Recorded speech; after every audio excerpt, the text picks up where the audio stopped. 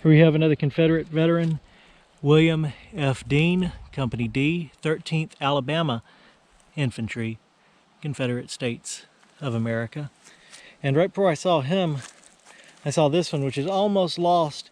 You see it's completely covered up by dirt and grass and making it hard to read. I wonder how many others might be covered up under the grass out here. So let's see if we can uncover that. I'll turn the camera back off, and if I have any good success, I'll turn it back on. All right, so we got a little bit uncovered. This is sacred to the memory of our dear son, John C. French, aged, it looks like 7 years. Yeah, aged 7 years and 10 months.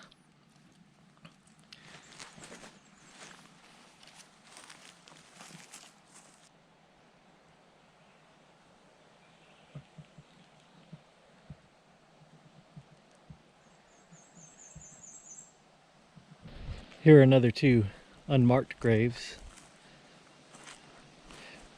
with brick toppers. And then I wanted to go in here and take a look at some of these graves. These are the pretty interesting graves I told you about at the beginning of the video. And before we start reading these graves, I just want to show you guys that some of them look like they've been busted open. And that's pretty unfortunate to see. I don't think that that was just natural destruction there. It looks like someone probably tried to break into them and see what they could steal or grave rob. But of course the actual burial is under the ground, and these are just false crypts. So they didn't find anything, but that's really, really unfortunate to see. Of course, maybe not, because this one is cracked too, but not all the way busted open, so you just don't know with that sort of thing. But let's get started reading some of these graves. All right, so what reminded me of this cemetery was the other cemetery with the man with 3 wives, because this one also has a man with 3 wives in it. And again, that was relatively common during this time period for men to get remarried. But I thought this was pretty interesting, the way it was written out on his headstone. So this is Benajah, that's B-E-N-A-J-A-H, Peacock, age 20 years, 9 months, 28 days. He married Penelope Herring, who was 15 years old, 7 months, and 11 days. They were married March 1st, 1835. And when he was at the age of 28 years, 9 months, and 11 days, he married Elizabeth Murray, age 18 years, 10 months. That was February 4th, 1843.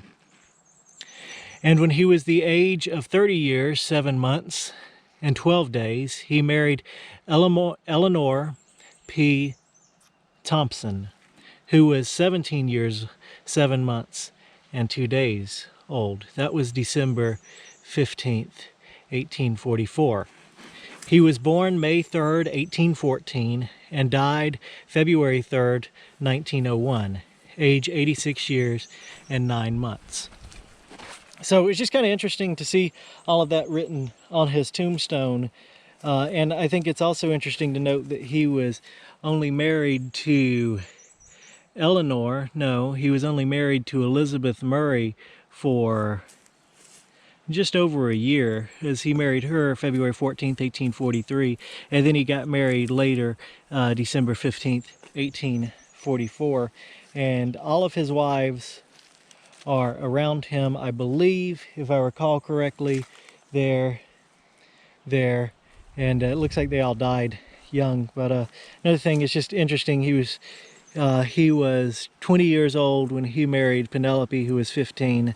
He was 28 years old when he married 18-year-old Elizabeth, and he was 30 years old when he married 17-year-old Eleanor. I've always thought that was kind of interesting. And before we go, we're actually going to read his obituary, but I'll go ahead and take a look at some of the other graves surrounding him. This is Eleanor Price Thompson, wife of Benajah Peacock, born May 13th, 1827, and died January 6th, 1905. So she lived about 5 years after Benajah.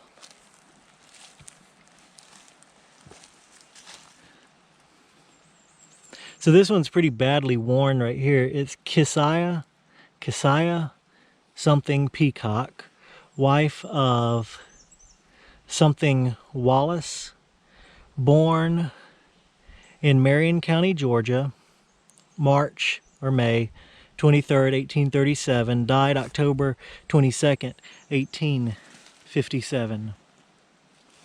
So all things, something love and cherish, like ourselves, must fade and perish. So it must say all things we love and cherish, like ourselves, must fade and perish. And this is a child's grave here that is unmarked. Back here we have Hartwell Joshua, son of Benajah and Penelope Peacock, born February 4th, 1840, and died February 1st, 1846. And here is wife Penelope Herring, born in South Carolina, July 20th, 1819, married Benajah Peacock, March 1st, 1835, and died September 12th, 1842. For dust thou, and dust that shall return.